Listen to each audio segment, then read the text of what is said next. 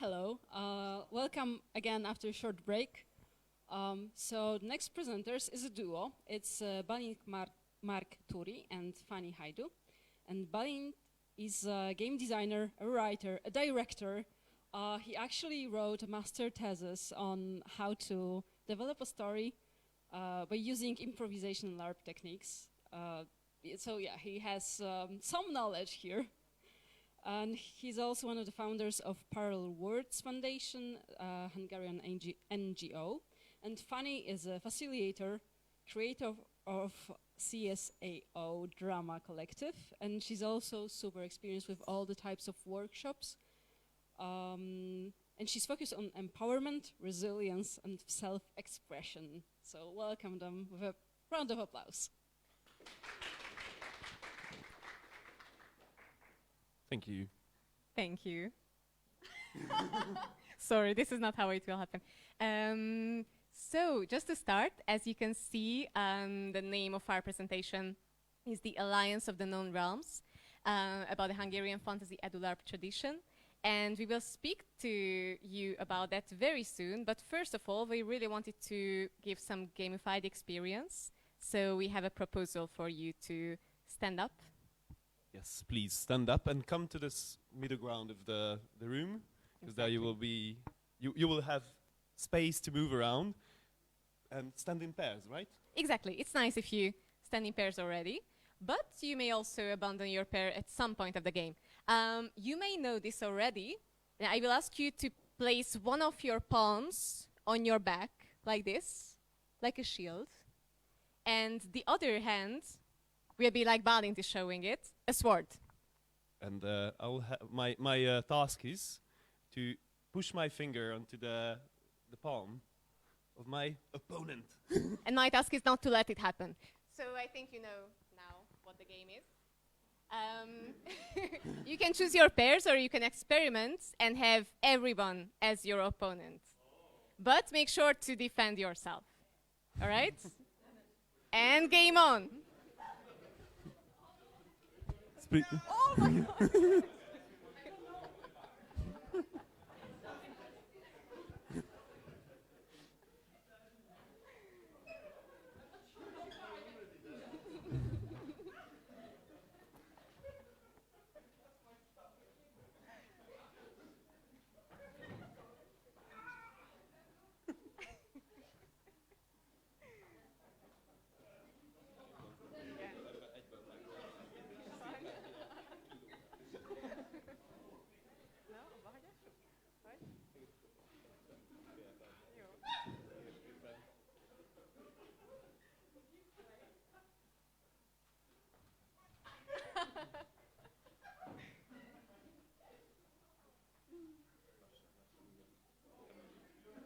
Wow.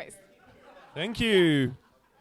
Very nice. Thank you a lot for joining our little intro. You may sit down.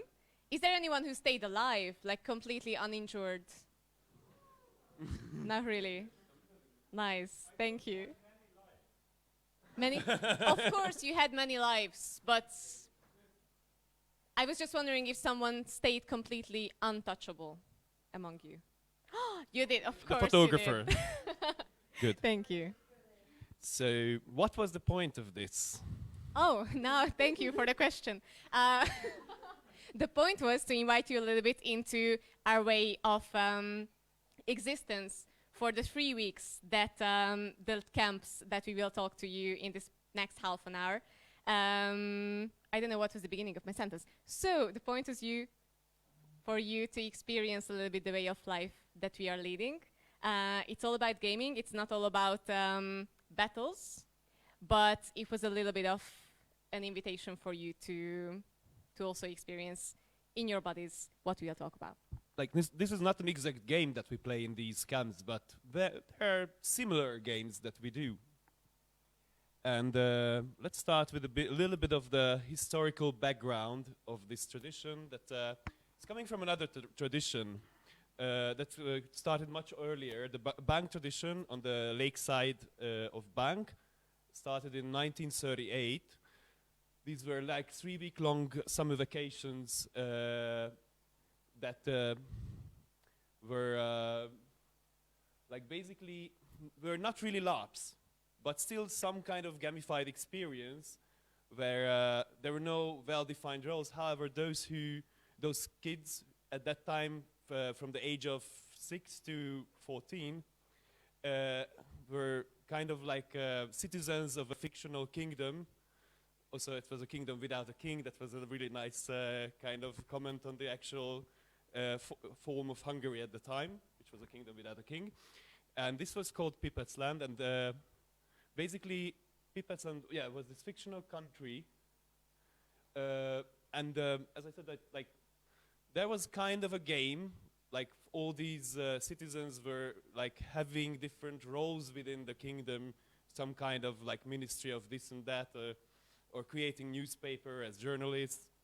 But the more well-defined roles were the ones of the enemies that were usually older kids who took up these roles for a couple of hours for some kind of like special event, and there was an attack on the kingdom or kidnapping some kids. Also, some of these games were not really what we would say safe, or how to put that, like Safe is a good word. but there were several things that like also we know from other kind of role-playing games. For example, theorizing, that you experience something that can be also a natural phenomena, and then you start putting it into a frame of like how it can be interpreted within the game. Also, there was some kind of, you know, not so like, yeah, basically they were giving out some kind of like, how would you Prizes or yeah, like being acknowledgements. Being a good player, which is also very weird and created this very kind of hierarchical structure, like how, like if your class means like you're cool and you get this special kind of hat that you can wear, so everyone sees that you're a good player. And you know, this, and also it was never really clearly set what makes a good player. Anyhow, once this camp ended, those who were like children who were like taking part in the camp, and they went on creating their own camps based on this structure. And it's kind of spread out into it branched out into different directions, but what we are really interested in is the one that are the ring camps. This is our tradition that we are representing here now. That started in '85 with some kind of a medievalish camp for children. It was heavily influenced by the Arthurian legend, also making a kind of a metagame connection between Hungary and the Arthurian legends through the figure of Knight Urre, who was supposedly a Hungarian knight of the Round Table. And just why they are called ring camps is also because of the rings that we are wearing in our necks. The ring symbolizes the life of a player, and it also shows that you are in-game, so that you're ready for a fight or for whatever interaction within the game. But at the same time, there are different things that can show whether you are in your character right now or not, which is of course the general characteristics of your character. That can be a costume, that can be just something very simple to signal that, okay, now I'm having a microphone, so I am in the character of the presenter, for instance. Yes, but basically from '88 on, we can talk about ring camps, when the, let's say, facilitators of these camps came up with the idea to create more of a board game-ish like experience mixed with the experience they had in their childhood in Bank. And this is how it was born to have kind of a game mechanic, and basically it pushed it towards the direction of LARP. And what is really interesting, that this tradition is coming like from a completely different lineage. They didn't know anything about D&D or any kind of tabletop role-playing or any other kind of LARPs. So they invented LARP within, you know, their own context. And what made it like at this point, it was really a fantasy setting with completely fictive characters, full-fledged characters that can die within the game, and that makes it really yeah, that there then, and also death has a weight.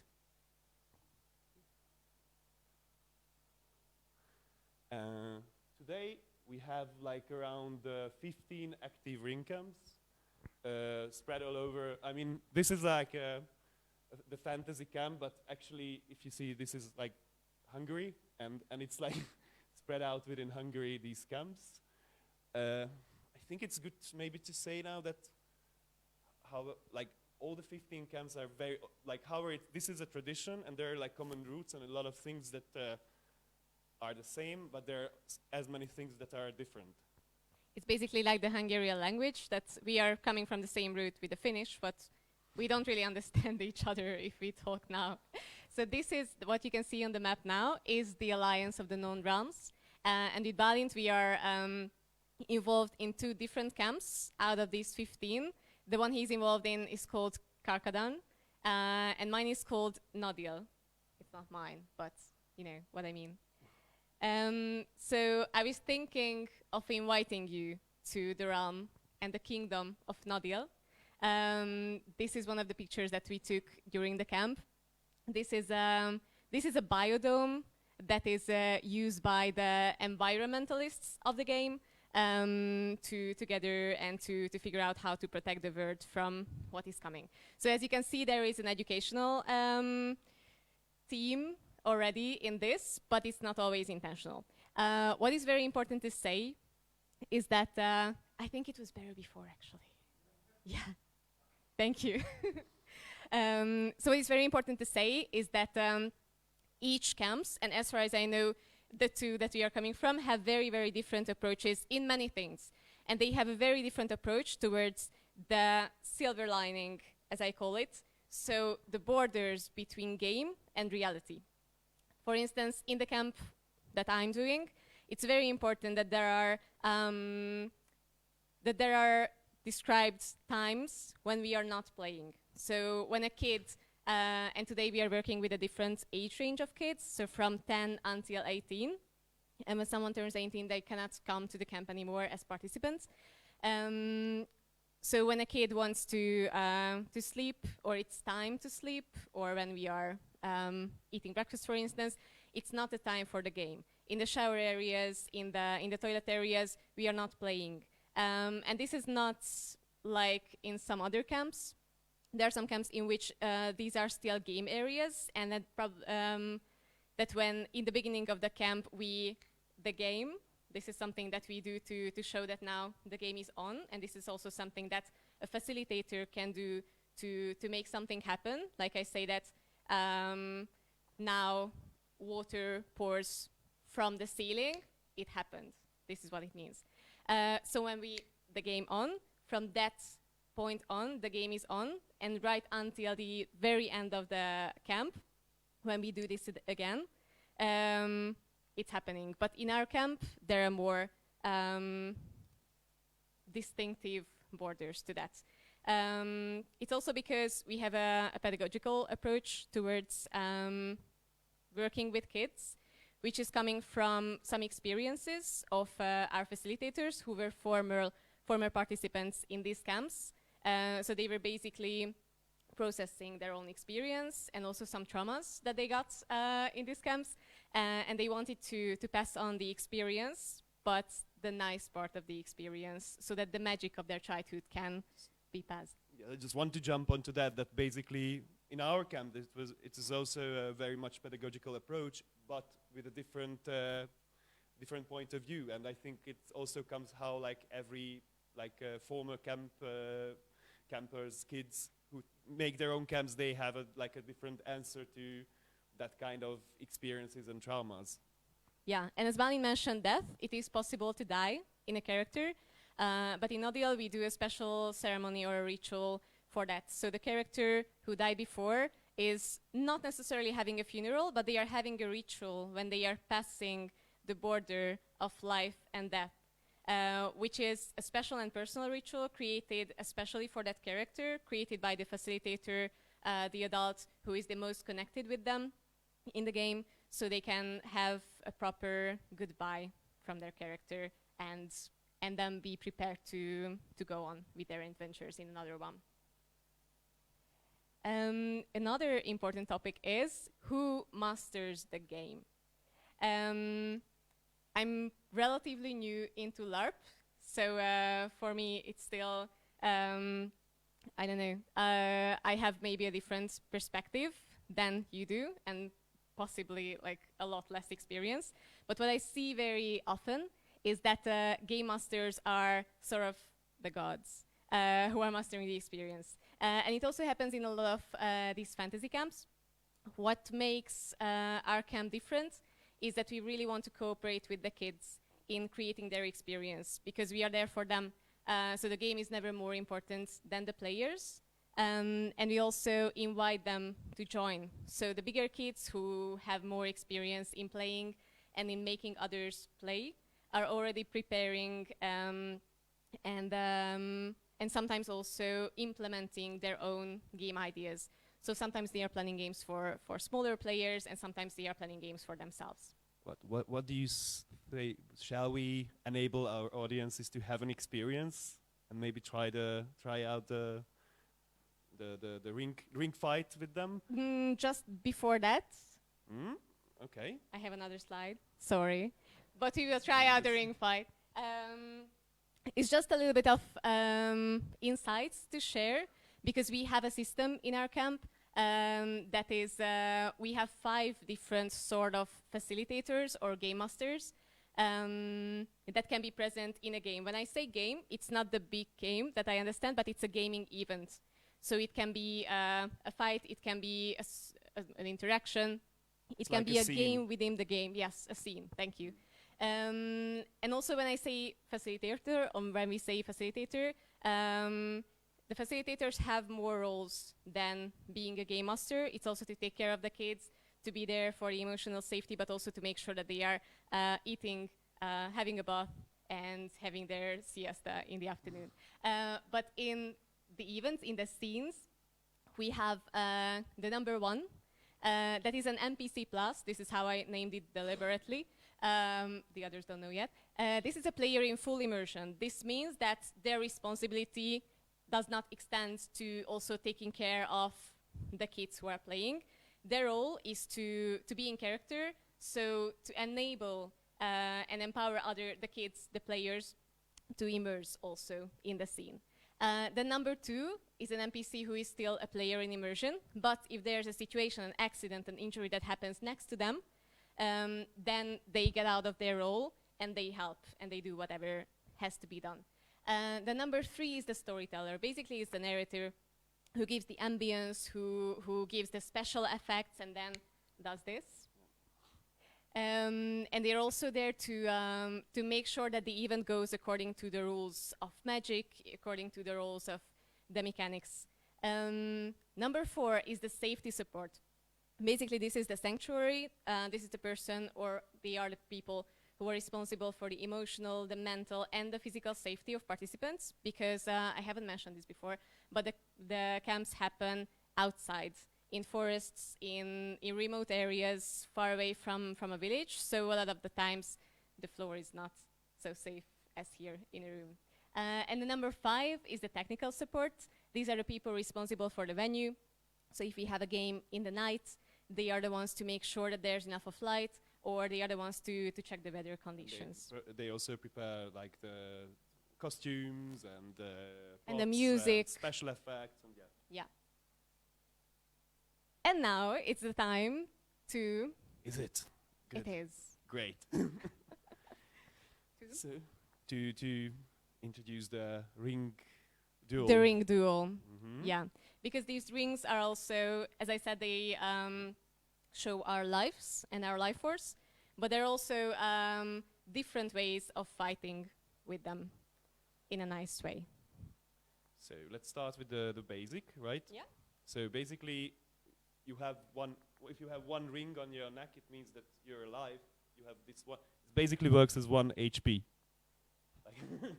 And but you also have rings on your weapon, 1 or more. And basically, you have to place. You like how it goes. You turn away from your opponent. First, you have to get in a touch. So it's like So let's go Yeah. step by step. Yeah. That's First of all, you have to decide, but actually this is also different in every camp, or at least in his camp and in my camp. So this will be a very merged version that you will learn now. Let's go with the basics. With the basics. Yeah. So you have to decide which part of the body you are attacking. So I can, for instance, and they don't have this. We are deciding that. They are going for the whole person. I decide what I'm attacking. So I say touch, and I touch arm. And then we turn away. And I have I have to place this ring on one of my fingers. Fanny is placing her attacking ring. Probably she has a weapon. Let's say a knife with one ring. Let's say I have a knife, yeah. And then we turn. Okay, so you didn't. So I attacked with my ring finger just to be stylish, and you didn't match my little finger. Exactly. So I didn't win, and now he gets to attack back. Yeah, but in your version, we disengage and we have to attack. Yes, you have to touch me again to be able to. Yeah. And anyway, and of course, it's not just the ring that you have in your neck, but if you have a shield or an armor, those also have rings. So you have several rings to protect yourself. You have more HP, kind of. And this is what the point of this is, that it really enables players from the age of 6. However, we don't have these young kids now to whatever 60, 90, I don't know, to play together, to fight, to have a fight together, and it doesn't really require special physical abilities like buffer games do. Exactly. So if you feel like trying, in our version you don't have to have a ring, and you don't have to put it on your finger in order to be able to fight. So we invite you to turn to your partner or to the closest person to you. Yeah, basically pair up again.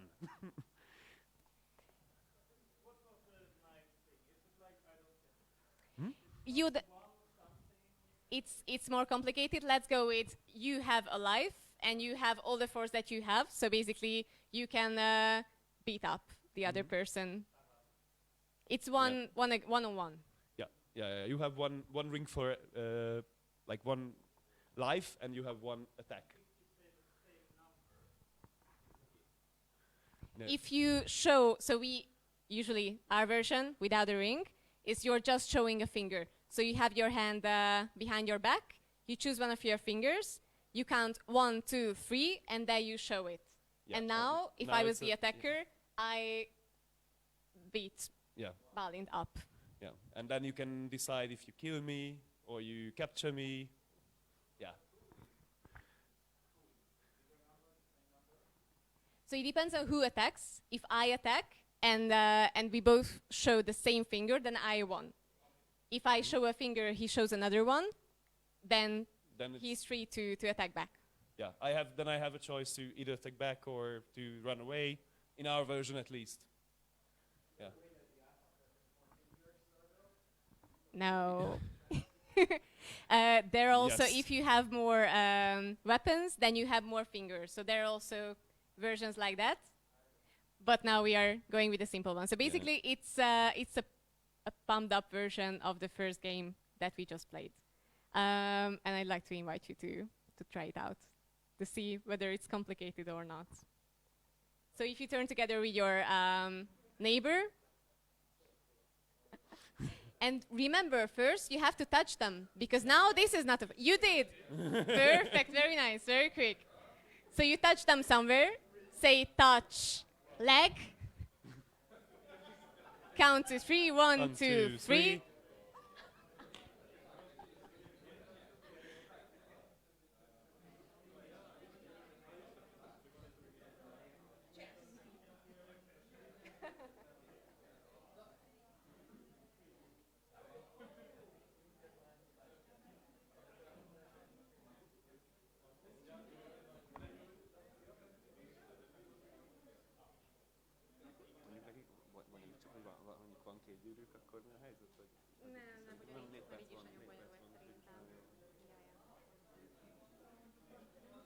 Yeah? Go on. Do you want to... talking to the mic. Who wins? if you have different fingers, then the other person who did not attack is free to attack back. So then that means that you didn't manage. And does the person who's like the attacker, Yeah? do they get the ring? Well, if you kill the other person, then you get the ring. Yeah. Yeah.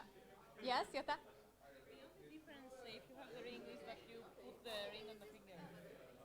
No, you don't put it on the finger. It's a bit more complicated than that. That's why we didn't go into details. Okay, we got the part of the finger, we're okay. Yeah.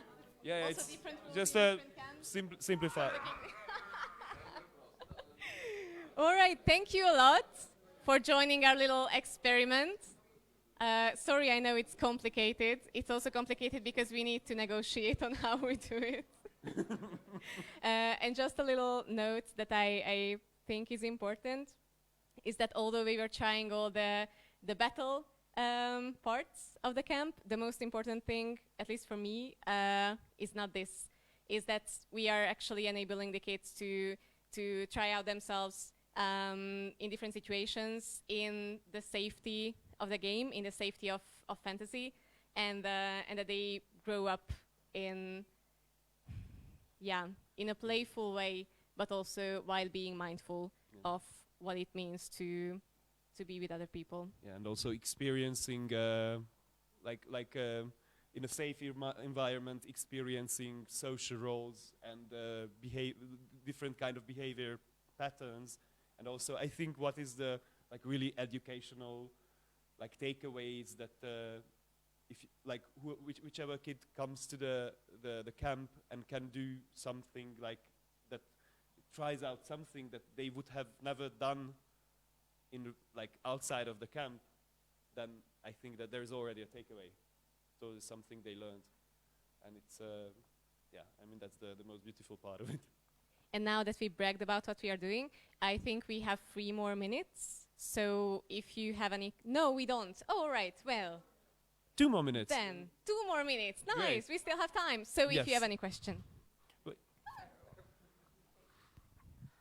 Who are the organizers in the meaning of how is it done? Is it voluntarily? Is it some organization behind that? If it's something official, was it changed throughout years? Well, I mean, it's there are organizations behind it because there has to be a legal background, like most of it, like associations do it, but we do it for mostly for the fun, not really for like getting paid. Yeah, actually, we do it completely voluntarily. Most of the time, it's like 18-year-old people who start to have their own camps, and then they are growing up. And also they change because we start to work, we don't have enough of vacation, etc., etc. And in our camp, it's a very current question on how we do it to make it sustainable, because we don't want to abandon the tradition, we don't want to abandon the kids who are still there, although there are a lot of kids in our camp who are having their last year this year, so they will just leave.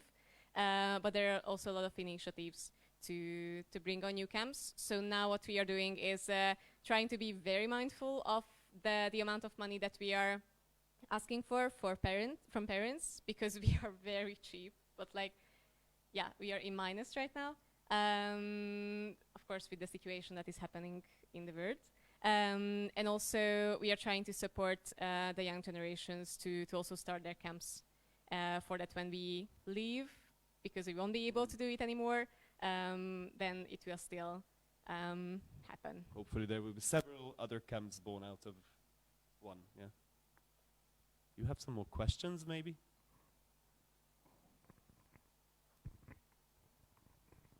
You mentioned different like functions or roles of the staff. How many staff members do you have compared to the number of younger participants? Well, I think it's really varying from camp to camp. There are also camps that are not really focusing on the educational aspect, but more on like this is a tradition and this is a game. This is not more than a LARP, let's say. And also in those cases, also the facilitators think of themselves as more like players, and they also join in more in the game. But I think there is kind of like a golden ratio. I would say like one facilitator for like 5-6 children. Well, that will be the situation in our camp now, but that's a critical low. Okay, yeah, This year, in our camp, it's usually one facilitator per 3 to 4 kids. So now we are 10 in our camp, like 10 full-time facilitators, and the kids are probably between 50 and 55. But we have run like with 40 kids, around 40 kids and 6, 7 facilitators. So yeah, it was also Which is problematic. yes, indeed. And we don't have any more time, but you Feel are very... free to find us here. Exactly. And ask us some more questions. And we will have also the panel talk in the evening. Yeah, at So- 6:30, I Yes. believe we will also have a panel, so you're also very welcome to join and ask some questions there. And thank you so much for your Thank attention. you.